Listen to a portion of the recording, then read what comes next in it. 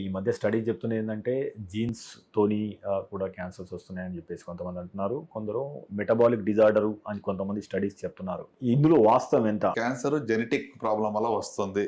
నిజంగా చెప్పాలంటే cancer genetic డిసీజే. Okay. ఇప్పుడు కణాల విభజన కంట్రోల్ లేకుండా జరుగుతుంది అంటే జీన్స్ లోనే మార్పు రావాలి కదా. కంట్రోల్ జీన్స్ పనిచేయట్లేదు, మల్టిప్లికేషన్ జీన్స్ ఎక్కువగా పనిచేస్తున్నాయి, రైట్? సో అంటే జెనెటిక్ డిసీజ్కి హెరిడిటరీ డిసీజ్కి తేడా ఉంది. హెరిడిటరీ అంటే వంశపారంపర్యంగా వచ్చేది, జీన్స్లో పేరెంట్స్లో ప్రాబ్లం ఉంది, లేకుంటే ఫ్యామిలీలో రన్ అయ్యే క్యాన్సర్స్ ఉంటాయి కొన్ని. సో అది హెరిడిటరీ క్యాన్సర్స్ అంటారు.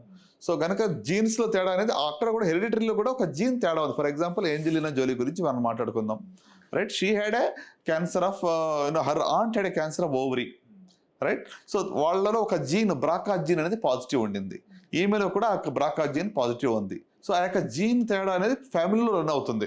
సో దీన్ని హెరిడిటరీ క్యాన్సర్ అంటాం. సో ఈ యొక్క జెనెటిక్ ప్రీడిస్పోజిషన్ ఉన్న వాళ్ళకి ఈ యొక్క ఏదైతే బ్రాకా జీన్ ఉందో వాళ్ళ లైఫ్ టైంలో మరి రొమ్మ క్యాన్సర్ కానీ ఓవరియన్ క్యాన్సర్ కానీ వచ్చే రిస్క్ 80% వరకు ఉంది.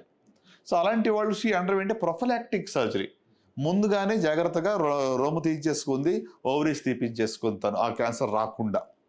సో ఇది ఏంటి? Hereditary cancer. But hereditary cancer సంఖ్య ఎంత? 5 to 10% మాత్రమే. ఫ్యామిలీలో ఒకళ్ళ క్యాన్సర్ రాగానే మాకు కూడా ఫ్యామిలీ వచ్చేసరికి కంగారు పడ అక్కర్లేదు.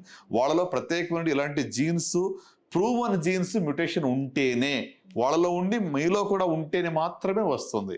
Otherwise it is not something that runs in ఫ్యామిలీస్లో రన్ అయ్యేటువంటి రిస్క్ అనేది 5 నుంచి 10% మాత్రం.